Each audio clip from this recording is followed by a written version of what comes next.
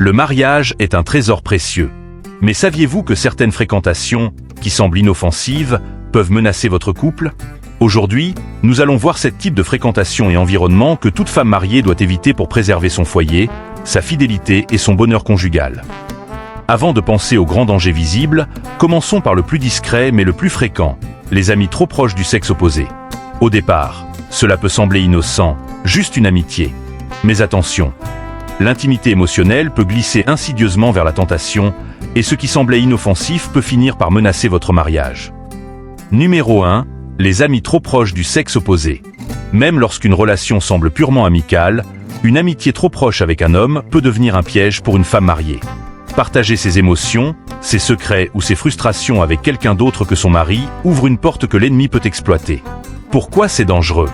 Lorsqu'une femme confie ses joies et ses peines à un ami homme, elle développe une intimité qui devrait rester avec son mari. Imagine une femme qui raconte ses problèmes conjugaux à un ami au lieu de son mari, et commence à ressentir qu'il la comprend mieux que son époux. Eh bien oui, l'ami semble plus attentif, plus drôle ou plus compréhensif que le mari. Mon ami m'écoute mieux que mon mari. Une proximité émotionnelle peut conduire à une proximité physique. Le cœur s'attache avant que le corps ne franchisse les limites. Un ami qui prend la main pour consoler et finit par franchir une limite interdite. Proverbe chapitre 4, verset 23 dit « Garde ton cœur plus que toute autre chose, car de lui jaillissent les sources de la vie. » Cela signifie protéger son cœur en évitant les relations qui peuvent fragiliser le mariage. Une femme mariée passait des heures chaque jour au téléphone avec un ami. Au départ, ils parlaient de travail, puis de leur vie personnelle. Petit à petit, elle s'attacha émotionnellement. Quand elle eut une dispute avec son mari, elle alla chercher du réconfort chez cet ami. Et son mariage commença à se fissurer. Tout avait commencé par une simple amitié. Ma sœur, limitez les conversations personnelles avec les hommes autres que le mari. Évitez les sorties seules avec un ami homme. Faire du mari son principal confident et soutien émotionnel. Une amitié trop proche avec un homme peut sembler innocente, mais elle peut devenir la plus grande menace pour ton mariage. Protège ton cœur et choisis toujours ton mari comme priorité. Numéro 2. Les collègues manipulateurs. Le mariage peut aussi être menacé par des relations professionnelles. Certains collègues utilisent la proximité du travail pour créer une complicité dangereuse et gagner la confiance émotionnelle d'une femme mariée. Ce qui commence comme un simple soutien professionnel peut glisser insidieusement vers la tentation. Comment les reconnaître? Ils franchissent les limites du cadre professionnel. Par exemple, un collègue propose des déjeuners ou dîners pour parler d'un projet, alors que cela pourrait se faire au bureau. Une femme reçoit un message le soir. On révise le rapport ensemble autour d'un verre. Ils deviennent des confidents de frustration conjugale. Au lieu d'encourager la femme à résoudre ses problèmes avec son mari, ils l'écoutent et la consolent de manière émotionnelle. Une femme qui dit « Tu m'écoutes mieux que mon mari ». Ils utilisent les compliments pour séduire subtilement. Voici un exemple très courant. « Tu es toujours élégante, ton mari a de la chance ». Elle rougit à chaque compliment alors qu'elle ne reçoit plus ce type d'attention à la maison. Il crée une dépendance cachée. Offrir de l'aide à tout moment, devenir indispensable dans le travail et petit à petit dans la vie personnelle. Elle finit par penser « Sans lui, je n'y arriverai pas ». 1 Corinthiens chapitre 15, verset 33 dit « Ne vous y trompez pas, les mauvaises compagnies corrompent les bonnes mœurs ». Même un collègue peut influencer négativement ton cœur et ton mariage si tu ne poses pas de limites. Une femme mariée travaillait tard avec un collègue. Il dînait régulièrement après le bureau. Petit à petit, il commença à lui dire qu'elle méritait mieux que son mari, qu'elle devait être plus appréciée. À force d'entendre ces paroles, elle finit par le croire, et son mariage commença à se fragiliser. Tout avait commencé par un simple dîner professionnel. Refusez les sorties privées hors du cadre professionnel. Évitez les conversations trop personnelles au travail. Ne jamais comparer son mari à un collègue. Restez transparente avec son mari sur ses relations professionnelles. Un collègue manipulateur ne détruit pas ton mariage en un jour, mais petit à petit, en te faisant oublier ton mari. Garde tes distances et fais de ton foyer ta priorité. Numéro 3. Les faux confidents. Un confident est censé être une personne digne de confiance à qui l'on confie ses joies, ses peines et ses secrets. Mais certaines personnes se présentent comme des amis ou des confidents, alors qu'en réalité elles cherchent à créer une intimité émotionnelle qui devrait rester réservée au mari. Ces relations sont très dangereuses pour le mariage. Pourquoi les faux confidents sont dangereux? Ils se positionnent comme sauveurs. Lorsqu'une femme se dispute avec son mari, Le faux confident devient son épaule sur laquelle pleurer. Une femme au téléphone. Tu es le seul qui me comprend. L'intimité émotionnelle se déplace du mari vers cette personne extérieure. Ils alimentent les frustrations. Plutôt que d'encourager à résoudre les conflits conjugaux, ils critiquent subtilement le mari. Si j'étais ton mari, je ne t'aurais jamais laissé souffrir comme ça. Cela installe un mépris progressif envers le mari. Il crée une dépendance émotionnelle. La femme ne prend plus de décision sans demander conseil à ce confident. À ton avis, est-ce que je dois accepter ce nouveau poste? Le mari perd sa place de pilier et de repère. Genèse chapitre 2 verset 24. L'homme quittera son père et sa mère et s'attachera à sa femme, et ils deviendront une seule chair. La vraie intimité doit rester entre mari et femme, pas avec un tiers. Proverbe chapitre 5 versets 15 à 16. Bois les eaux de ta citerne, les eaux qui sortent de ton puits. Tes sources doivent-elles se répandre au dehors? Garde ton intimité dans ton foyer, elle n'est pas à partager avec des étrangers. Une femme confiait tous ses problèmes conjugaux à un ami extérieur. Il était toujours disponible, l'écoutait pendant des heures, alors que son mari rentrait fatigué et silencieux. Petit à petit, elle s'attacha émotionnellement à cet ami. Un jour, une simple accolade se transforma en baiser, et son mariage fut gravement fragilisé. Tout avait commencé par des confidences innocentes. Réserver ses confidences à son mari. Se méfier des hommes trop disponibles ou qui semblent toujours comprendre mieux que le mari. Chercher un mentor féminin ou spirituel plutôt qu'un homme extérieur pour les conseils ou le soutien émotionnel. Un faux confident n'est pas seulement une oreille attentive, c'est souvent une porte d'entrée vers l'infidélité émotionnelle. Ferme cette porte avant qu'elle ne t'échappe. Numéro 4. Les anciennes relations amoureuses. Le passé amoureux doit rester dans le passé. Recontacter un ex, même pour voir comment il va, ou rester en lien sur les réseaux sociaux peut sembler innocent. Mais cela ouvre une porte émotionnelle qui fragilise le mariage. Pourquoi c'est dangereux? Reviver de vieilles emotions. Par exemple, recevoir un message d'un ancien petit ami, « Tu te souviens de nos moments ensemble ?» Elle sourit en lisant le message, le cœur bat plus vite, elle revit des sentiments anciens. Qu'est-ce que cela veut dire? Comparer le mari à l'ex. Mon ex était plus attentionné. Il m'écrivait tous les jours. Frustration et insatisfaction envers le mari, qui devient injustement comparé. Entretenir une double vie émotionnelle. Rester marié, mais échanger régulièrement avec un ex en secret. Cacher son téléphone lorsqu'on reçoit un message de l'ex. Vivre dans le passé au lieu de bâtir l'avenir avec son mari. Ésaïe chapitre 43, versets 18 à 19. Ne pensez plus aux événements passés et ne considérez plus ce qui est ancien. Voici, je vais faire une chose nouvelle. Le mariage est cette chose nouvelle. Inutile de ressusciter l'ancien. Genèse chapitre 2, verset 24. Ils deviendront une seule chair. L'unité du mariage exclut toute tierce personne, surtout un ex. Une femme mariée a retrouvé son ancien fiancé sur Facebook. Au départ, ils échangeaient des souvenirs. Puis il lui disait « Tu étais la plus belle chose de ma vie, je regrette de t'avoir perdu. » Petit à petit, elle douta de son mariage, comparant son mari à cet ex. Ces échanges ont fragilisé sa relation conjugale. Tout avait commencé par un simple « Coucou, ça fait longtemps ». Couper tout contact avec les anciens partenaires. Éviter les réseaux sociaux comme piège du passé. Se concentrer sur l'avenir avec son mari, pas sur le passé. Les anciennes relations amoureuses sont comme des braises cachées sous la cendre. Si tu souffles dessus, elles s'enflammeront et brûleront ton mariage. Ferme définitivement la porte du passé et choisis de bâtir ton présent avec ton mari. Numéro 5. Les fréquentations qui banalisent l'adultère.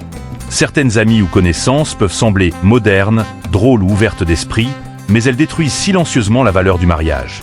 Leur discours banalise l'infidélité et fait croire que tromper son mari est normal, voire justifié.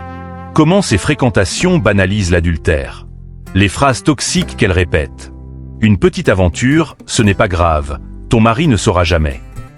Un groupe d'amis qui rit en encourageant à flirter lors d'une sortie. Elle normalise le mensonge. Dis-lui juste que tu es au travail, il ne verra rien. Envoyer un message à son mari, je reste tard au bureau. Elle cultive la comparaison. Ton mari ne te gâte pas assez, regarde le mien. Pousser à chercher ailleurs ce qu'elle n'a pas à la maison. Elle donne l'exemple du mal. Une amie mariée qui trompe son mari et dit « Tout le monde le fait, tu devrais essayer aussi ». La femme, influencée, commence à croire que l'adultère est acceptable. Proverbe chapitre 13, verset 20 dit « Celui qui fréquente les sages devient sage, mais celui qui se plaît avec les insensés s'en trouve mal. Si ton entourage banalise l'adultère, tu risques de tomber dans le piège. Hébreux chapitre 13 verset 4. Que le mariage soit honoré de tous, et le lit conjugal exempt de souillure. Dieu prend l'infidélité très au sérieux, même si tes amis essaient de la minimiser. Une femme mariée sortait régulièrement avec un groupe d'amis. Toutes trompaient leur mari et considéraient cela comme normal. Au début, elle refusait, mais à chaque sortie, elle lui répétait « Tu perds ton temps à rester fidèle. » Et c'est au moins une fois. Un soir, elle céda. Et ce fut le début de la destruction de son foyer. Choisir des amis qui respectent le mariage et encouragent la fidélité. Refuser les conseils qui minimisent le péché et l'infidélité. S'éloigner des fréquentations toxiques qui influencent négativement le mariage. Les fréquentations qui banalisent l'adultère sont comme un poison lent. Au début, tu ris avec elle, mais à la fin, tu pleures seul dans les ruines de ton mariage. Choisis la fidélité et protège ton foyer.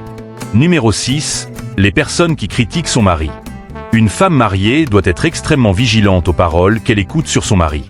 Certaines personnes, même proches, peuvent critiquer son époux de façon subtile ou répétitive. Ces critiques minent peu à peu le respect, l'amour et la confiance dans le mariage. Comment ces personnes détruisent un mariage? Elles détruisent l'image du mari dans le cœur de sa femme. Voici un exemple. Ton mari ne fait jamais assez d'efforts. Moi à ta place, je ne supporterai pas ça. Une femme qui rentre chez elle et regarde son mari avec méfiance ou dédain. Elle pousse à la comparaison. Le mari de ma cousine fait toujours ceci ou cela. Le tien devrait en faire autant. Frustration et insatisfaction injuste envers son mari. Elle sème la rébellion. Par exemple, tu ne devrais pas lui obéir, impose-toi. La femme refuse désormais toute discussion paisible et cherche à toujours avoir raison. Elles alimentent la division. Pourquoi ton mari décide toujours tout? Il abuse de toi. La femme commence à voir son mari comme un ennemi plutôt que comme un partenaire. Éphésiens chapitre 5 verset 33. Que la femme respecte son mari. Si elle écoute les critiques, son respect disparaît et elle s'éloigne de ce que Dieu demande. Proverbe chapitre 14 verset 1. La femme sage bâtit sa maison, et la femme insensée la renverse de ses propres mains. Les critiques extérieures peuvent devenir l'outil de destruction d'un foyer. Une femme mariée passait beaucoup de temps avec une amie célibataire qui n'aimait pas les hommes. À chaque rencontre, cette amie lui disait « Ton mari n'est pas assez ambitieux, tu aurais pu trouver mieux ». Au fil du temps, ces paroles s'enracinèrent dans son esprit. Résultat, elle ne voyait plus les efforts de son mari, seulement ses défauts. Son mariage commença à se fissurer.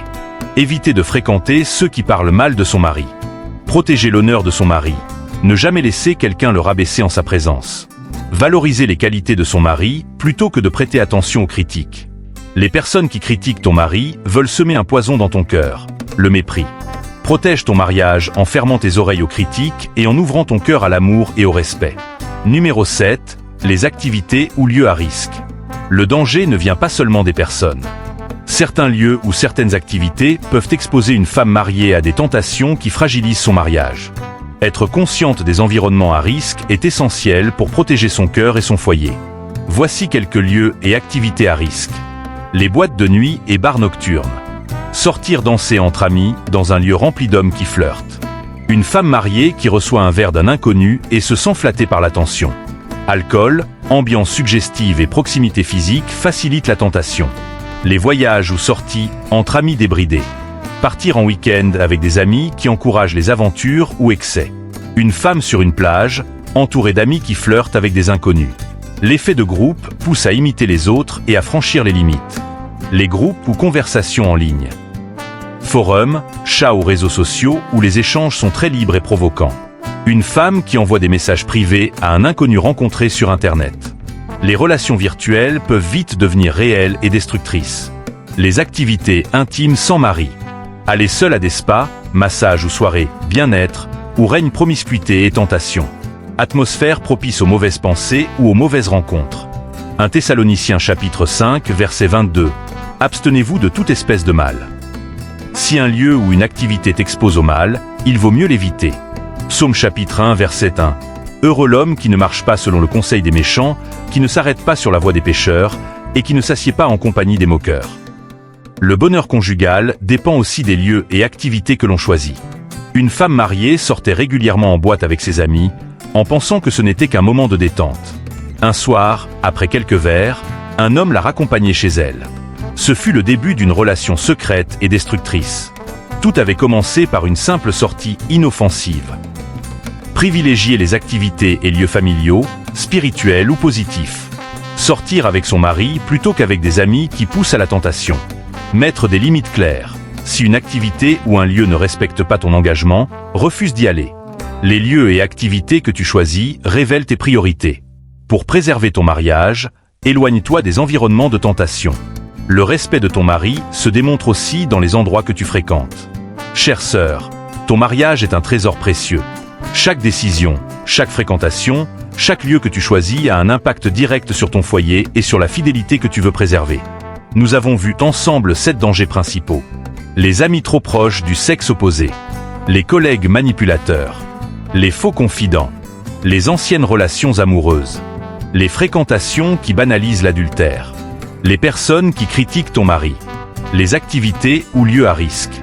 Chacun de ces points n'est pas un détail, mais une porte que l'ennemi peut utiliser pour affaiblir ton mariage. Imagine ton mariage comme une maison.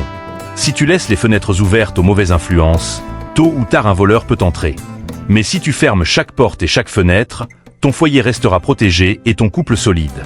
Éloigne-toi des personnes toxiques qui te poussent au doute ou à l'infidélité. Choisis des fréquentations qui élèvent et renforcent ton mariage. Prends conscience que protéger ton cœur, ton esprit et ton foyer est un choix quotidien. Proverbe chapitre 4 verset 23. Garde ton cœur plus que toute autre chose, car de lui jaillissent les sources de la vie. Protège ton mariage en fermant ton cœur à tout ce qui peut le corrompre et en l'ouvrant à l'amour, au respect et à la fidélité. Partage cette vidéo pour aider d'autres femmes à protéger leur mariage. Comment. Quelle décision as-tu prise pour protéger ton mariage? Abonne-toi pour plus de conseils sur la fidélité, la sagesse conjugale et la protection du foyer.